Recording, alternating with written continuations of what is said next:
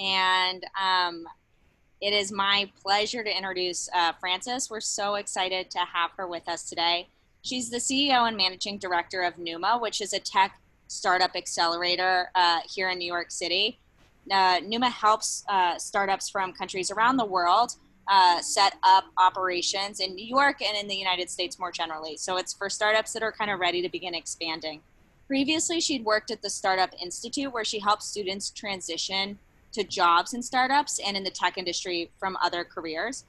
She's also someone who herself went through a career change. So not only does she bring her experience in New York City's tech startup scene, but also personal reflections on what that process feels like. And I know a lot of us here are kind of going through that process as well. So that's definitely a dimension we want to keep in mind. Um, with that, Frances, thank you so much. We'll turn it over to you. Awesome. Thank you so much. Great. I'm going to share my screen and walk through a brief presentation. And then as I said, would really love this to be a conversation, people to hear like what your challenges and questions are that you have as you embark on your own job searches. Okay.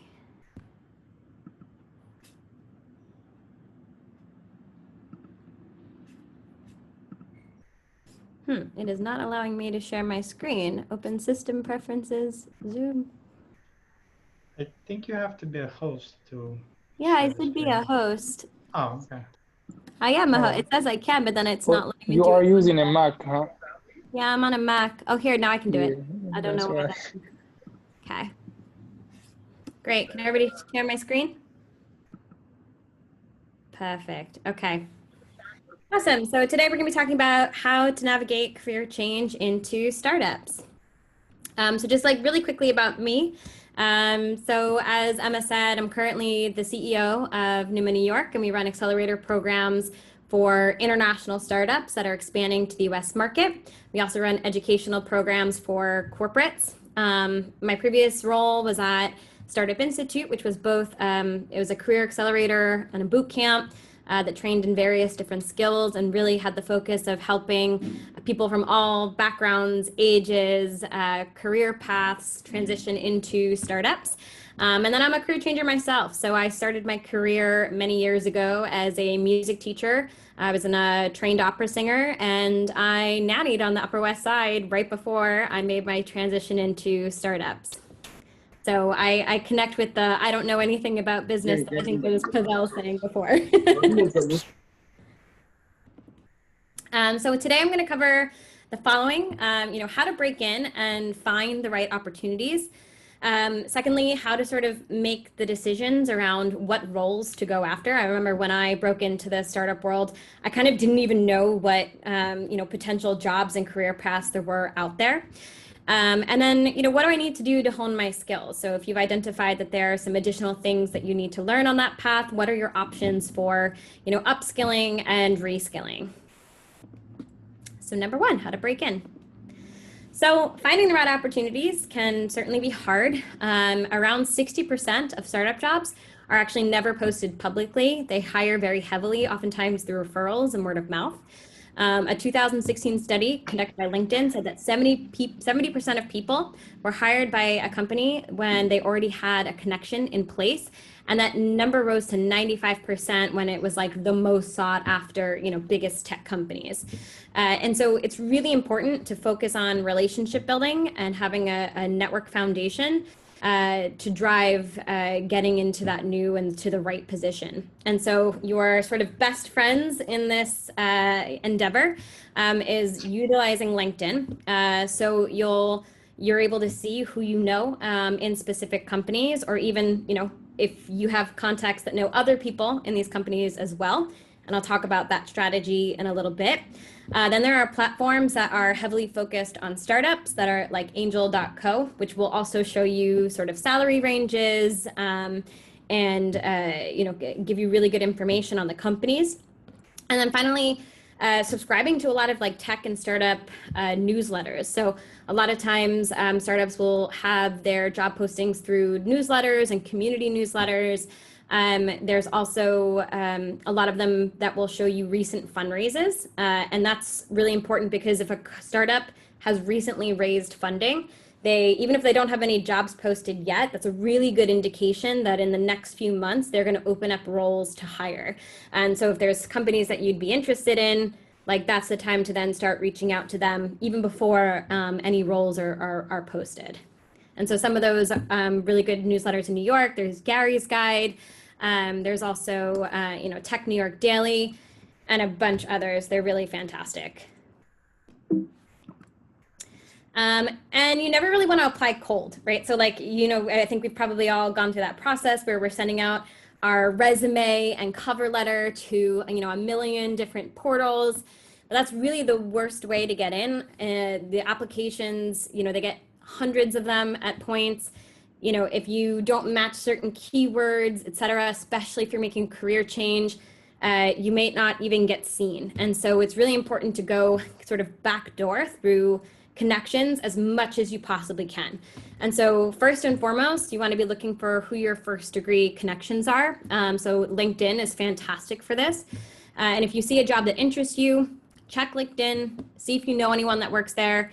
If you do, send them an email or send them a message on LinkedIn and say, hey, I'm interested in working for this company. I'd love to learn a little bit more about the open role or what it's like to work there. Do you have time for these days, virtual coffee? Or can you connect me to the hiring manager? And this is a great way to get in the back door so that you can actually get face-to-face with a person. If you don't know someone directly that works there, look for a second degree connection. So like if my best friend Kelsey knows somebody that works at Twitter and I want a job at Twitter, I'll send an email to Kelsey and say, hey, Kelsey, I saw that you're connected to so-and-so at Twitter. I'm interested in this specific role. Would you be able to introduce me to that person for a conversation? And sometimes they'll know the person, sometimes they don't. We all have some LinkedIn people that we don't actually know very well. But going through that process, because again, they know that relationship. If you're able to get that warm connection, you're more likely to get face-to-face and be considered above the pile of resumes. And then finally, if you don't know anybody that works there or don't have any second degree connections, a cold email or a cold LinkedIn message is still better than cold applying through the site. Something that's really thoughtfully crafted, has a lot of personal connection to why you want to work in that company. What is your background? Like, why is that the right company for you? And so being really specific and warm with that type of email can still get you a response more often than if you're just sending your resume into a pile. And last option is to cold apply through the site, but only after you've exhausted steps 1 through 3. And also, if you need to find people's email addresses cold, there's tools like hunter.io, which actually helps you hack the email addresses of specific people. And so you can get their, their email address to send them those emails. And number 2, what roles are for me?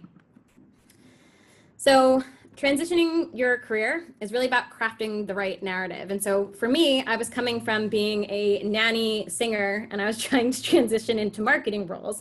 And so really trying to figure out, from internal out, like what are the things that I'm already good at?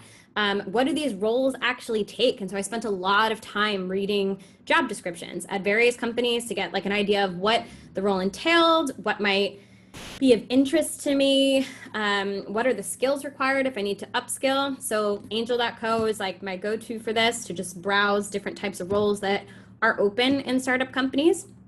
Doing a self-assessment. So like understanding, what might be the skills that you have that are translatable to the new role, right? Like there are always going to be things like in my background as a musician, one of the core skills of a musician is listening, which can map really well and is like super advantageous now for me in sales roles. And so there's always going to be things about your past that you can draw from to what you want to be doing in the future. So spending that time to figure that out is going to be really important. And then once you've narrowed down a few options, I really recommend that you connect with people that work in those roles as you're exploring to get feedback. But understand like, okay, what are the things, if I want to do this, like, does my story make sense?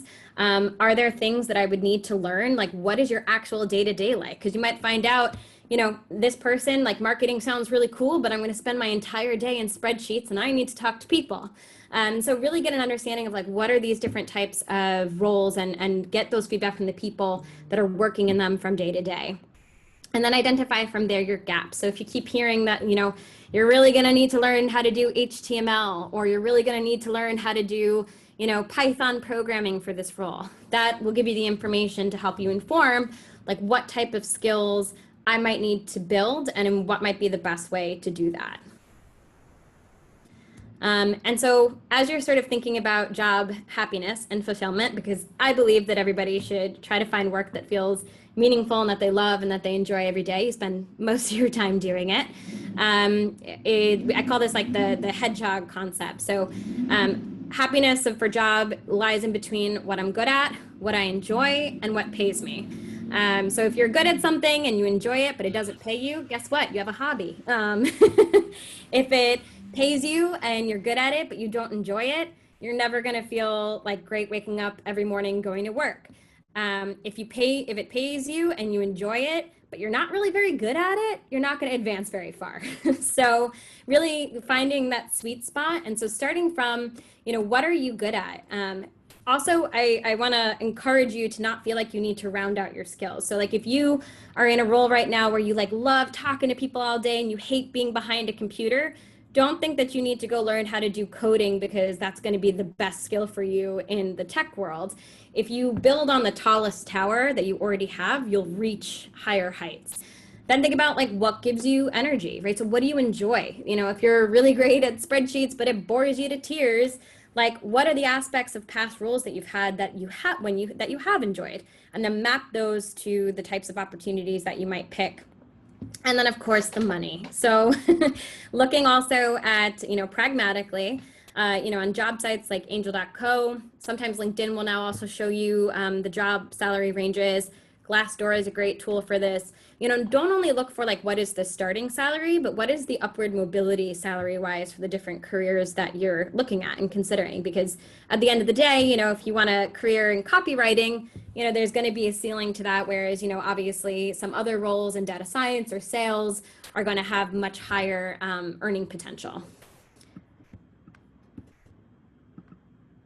And just to use some examples of some of the in-demand roles in startups, there's, you know, room for both the technical people, and there's also room for the more creative business side of things as well. So, you know, software engineers are always in demand, but that even can encompass things like, you know, designing platform design. The kind of people that are good at like front end and back end engineering are different, right? Like if you're doing all of the design interface on a front page, it's a different sort of creative quality than those that are building the back end infrastructure. Data scientists is a big, upcoming industry right now that's very in demand. Operations roles. So if you're really like a process-oriented thinker and want to streamline, you know, all the things that are happening, like that might be a role for you. There's creative sides of marketing, but there's also analytical sides of marketing, where, you know, you're looking at, you know, search engine optimization and the analytics of ad campaigns, or you're doing content marketing and you're writing blogs and you're creating social media posts, or community management, which is actually what I was originally attracted to, and I kind of do now with an accelerator, is like manage a community of people around a mission and a brand. And then of course, sales, like sales jobs are always in demand. There's easy access to entry in terms of sales. It's like the lowest barrier to get in oftentimes into tech and startups, but to get really good at it and advance, there's a lot of money in it in the long run. And it also still involves a lot of creativity. And then upskilling and reskilling. So you've decided that you need new skills. You have sort of a sense of like what path you might want to go down. You've talked to people. So now what do you do to, get those skills? I remember when I decided to get into startups, you know, I realized that I probably wanted to do marketing. I already had this bachelor's degree in music, which took a lot of time and money. And then I came out and I decided I didn't want to do that as a career. So for me at the time, the idea of investing more in a college or a university was, you know, really scary. And so there's a couple different paths then that you can go down. Of course, traditional education, like MIT, is definitely one way you can go. There's a lot of upsides to it. A lot of universities now have started partnering with boot camps or are teaching entrepreneurship, which is amazing. They didn't used to do that. And so sometimes what you're seeing like students come out of, or students that then go on to build businesses afterwards, is amazing. Some of the downsides of higher education and traditional education is that it costs a lot of money. It's a lot of time commitment to complete. But like, you know, the upside is then you also have a degree in some of the networks and credibility that go along with traditional education. There's also boot camps, which is actually how I transitioned into the tech world myself. You know, they're much shorter form. They're very similar to sort of accelerators, you know, where you're in there for a specific period of time to learn something.